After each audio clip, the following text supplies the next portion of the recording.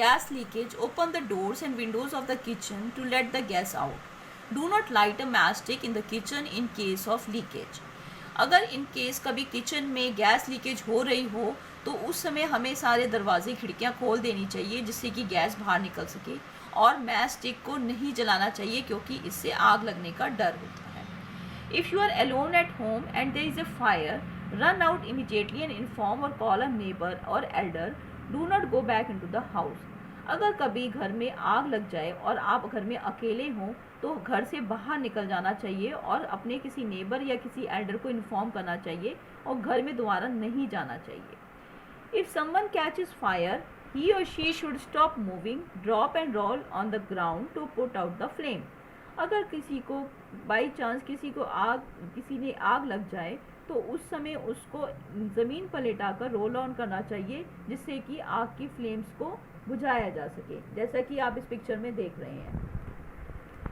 The victim should be given a blanket to wrap around his body. जिस भी person में को आग लगी हुई होती है उसकी आग को बुझाने के लिए उसके अराउंड ब्लैंकेट फोल्ड कर देना चाहिए जिससे कि आग जल्दी से बुझाई जा सके. Now we come to the point electric shocks. Electricity is a boon to mankind. It has made our life comfortable. We have to handle electrical gadgets with utmost care. जैसे कि हम जानते हैं कि इलेक्ट्रिसिटी हम सबके लिए कितना ज़रूरी है क्योंकि इसने हमारी लाइफ को कंफर्टेबल बनाया है, पर फिर भी इलेक्ट्रिकल गैजेट्स को हैंडल करते पर हमें केयरफुल रहना चाहिए.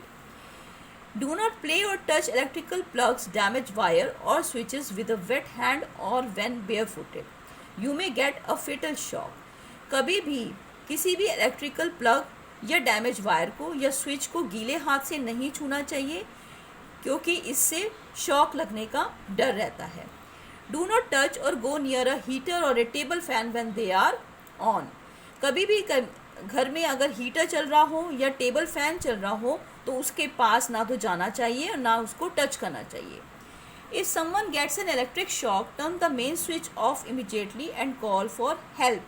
अगर बाई चांस किसी को इलेक्ट्रिक शॉक लग जाता है तो जल्दी से जाकर मेन स्विच को ऑफ कर देना चाहिए और किसी को हेल्प के लिए बुलाना चाहिए.